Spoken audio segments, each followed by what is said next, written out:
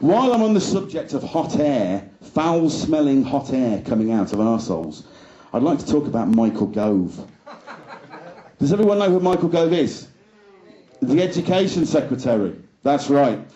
Michael Gove recently, I don't know if you saw what his idea. He wanted to buy the Queen a barge for a Diamond Jubilee. You all see that? And this is what he said. In a time of austerity, such a gift would lift the nation's spirits. My God, has that man got his finger on the pulse of Britain, eh?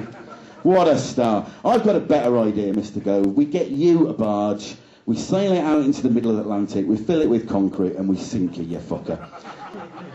Now, I've got nothing personal against Michael Gove, I'll be honest. I just think he's the son of Satan. And I personally think that his mother should have had an abortion about 7 months before he was born. But that's just personal. He's just one of a number of highbrow, posh, Tory politicians that we've now got running the country. Is that right? Yeah, David Cameron and George Osborne, all from the Eton School, what have you. Now, my idea would be to get rid of all these knobs and replace them with real people. Now, when I say real people, I mean people that have to struggle. And I'm thinking of a single mother, Sharon, for example, lives in a council flat, has 3 kids, struggles to pay all the bills, struggles to look after the kids, but still has enough money at the end of every day for 2 bottles of wine and 20 D&H. Now that is resourcefulness, isn't it? Now, you know, she still manages to get up in the morning and take the kids to school. Admittedly, the wrong kids to the wrong school. But she's showing initiative, isn't she? She's, you know, she should be on that front bench. Right, has anybody got a fiver? Anybody a £5 note? No? No one's got a £5 note. This is Bolton. Right, okay. I want to teach you a little trick I learned as a student, okay? No, actually, I want to teach you a little trick I learned from a banker friend of mine. So I've got the £5 note, thank you very much. Are you watching? This is tips from a banker friend of mine, okay? Right, drum roll. Okay. Fold it in half. Ready? Watching? Fold it in half again. Right? Put it in your pocket. And that's the trick. How to become a banker. Now, of course, we all know that this isn't what bankers do with our money, because, let's be honest, bankers actually do this with our money. They get that £5 note, and they just tear it in half, right? Because at the end of the day, around about 5% of money is in cash in the world. About 5%. So as soon as you see those banks starting to go under, get down there and get your money out straight away, because there's not much of it to go around.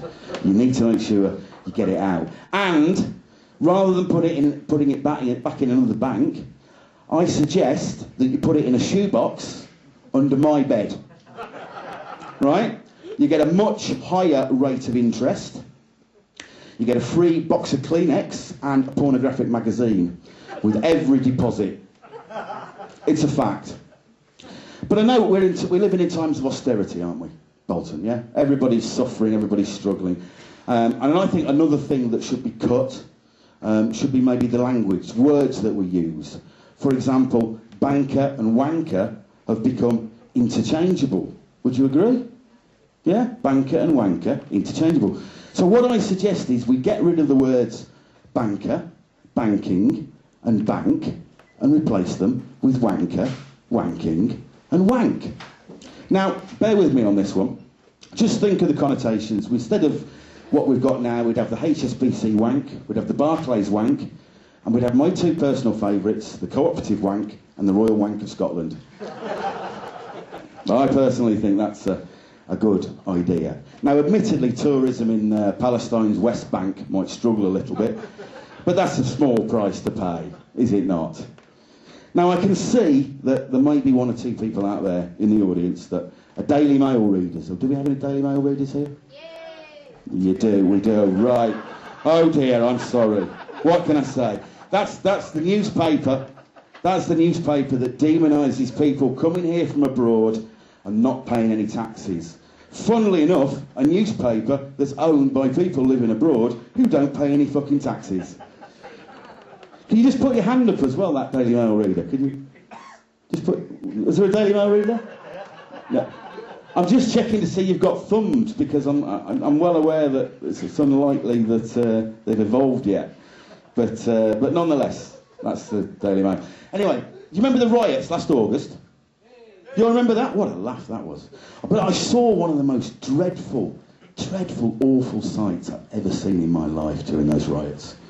The burning down of a branch of Greggs. Truly shocking. This hurt me here. Sorry, here. This hurt me here. It really did. But all those people running amok and taking what they wanted. Sorry, that's stuff about the bankers again, isn't it? Shit. But no, I thought long and hard about what would be a really good joke about the riots. And then I gave up and thought, fuck it. So I've got you all iPads. So you can pick them up after the show. They're a bit singed and there's no warranty, but hey, it's better than nothing, isn't it? But if that's going to happen again, if we're going to have riots again, which of course we probably will do quite soon, I think it would be a much better idea if all the rioters decided to burn down maybe inland revenue offices. Would you agree? And anywhere where traffic wardens have their lunch. As long as it's not a branch of Greggs.